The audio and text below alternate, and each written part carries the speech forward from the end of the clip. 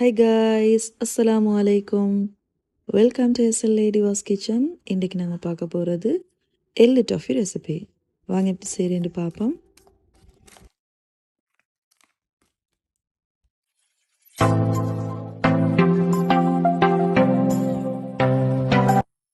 So இந்த ரெசிபிக்கு நான் இன்றைக்கு எடுத்துக்கிறது 1/2 கப் எள்ளு.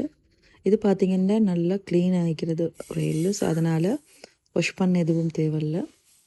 சப்போஸ் அது கொஞ்சம் டர்ட் சென்சர் இருந்துச்சுன்னு சொன்னால் கழுவி நல்லா காய வச்சு எடுத்துக்கோங்க.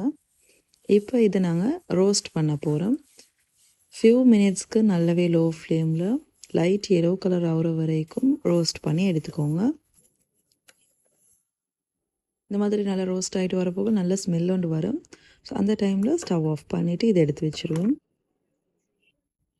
இப்போ அதே பேனில் 1 டேபிள் ஸ்பூன் அரிசி மாவு ஆட் பண்ணிக்கோங்க. அதையும் நல்லாவே லோ ஃப்ளேமில் ஒரு 5 to 7 மினிட்ஸ்க்கு மாதிரி ரோஸ்ட் பண்ணி எடுத்துக்கொள்ளணும். இப்போ இதையும் ஒரு சைடில் எடுத்து வைப்போம். சேம் பேனில் 1/4 கப் துருவின தேங்காவை ஆட் பண்ணிக்கோங்க. இதையும் நல்லா லோ ஃப்ளேமில் தேங்காய் நல்லா ட்ரை ஆகிற வரைக்கும் ரோஸ்ட் பண்ணி எடுத்துக்கொள்ளணும். தேங்காயில் தன்மை எதுவுமே ஈக்கப்படாது. அதே மாதிரி இந்த மாதிரி உதிரியாக வரணும். ஸோ அந்தளவுக்கு நல்லா ரோஸ்ட் பண்ணிங்கன்னா தான் இந்த ஸ்வீட்டை உங்களுக்கு மிச்ச நாளைக்கு வச்சுக்கொள்ளையிலும். இப்போ சுகர் சிரப் செய்ய போகிறேன். ஸோ நான் இதை கொஞ்சம் கூடுதலாகவே செஞ்சு கொள்கிறேன். வேறு ஏதாச்சும் ஸ்வீட் செய்கிறதா இருந்தாலும் தேவைப்படும். ஃபர்ஸ்ட் 1 டேபிள் ஸ்பூன் மாதிரி சுகரை பேனில் சேர்த்துட்டு லோ மீடியம் ஹீட்டில் இந்த மாதிரி நல்லா கலர் சேஞ்ச் ஆகிற வரைக்கும் வெயிட் பண்ணிவிட்டு இது கூட இப்போ ஒரு 1/2 கப் தண்ணி சேர்த்துக்கொள்கிறேன். அண்ட் தென் பேலன்ஸ் சேர்க்கிற ஒரு 1/2 கப் சுகரையும் இது கூட சேர்த்துட்டு நல்ல திக்கான கன்சிஸ்டன்சி வரும் வரைக்கும் பாயில் பண்ண விடணும். கூடவே 2 ஏலக்காவை தட்டி சேர்த்துட்டு ஒரு பிஞ்ச் உப்பையும் சேர்த்தோம்னு சொன்னால் சுகர் சிரப் ரெடி ஆகிரும். இப்போ நாங்கள் ரோஸ்ட் பண்ணி வச்சுக்கிற எள்ளு, தேங்காய், அரிசிமா இது எல்லாத்தையும் ஒரு பவுலில் சேர்த்துட்டு நல்லா ஈவனாக மிக்ஸ் பண்ணிக்கொள்ளணும். இது அடுப்பில் வச்சு குக் பண்ணுறதுக்கு எதுவுமே இல்லை. இப்போ நாங்கள் எல்லாத்தையுமே ரோஸ்ட் பண்ணி எடுத்திருக்கிறேன்.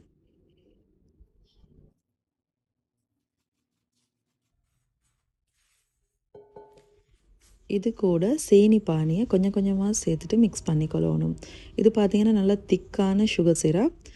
இது கொஞ்சமாக தான் எங்களுக்கு தேவைப்படும். பேலன்ஸை ஃப்ரிட்ஜில் வச்சு ஸ்டோர் பண்ணினோம்னு சொன்னால் தேவையான நேரம் எடுத்துக்கொள்ளையிலும். ஸோ இந்த மாதிரி சுகர் சிரப் சேர்த்ததுமே நல்லா மிக்ஸ் பண்ணிக்கோங்க.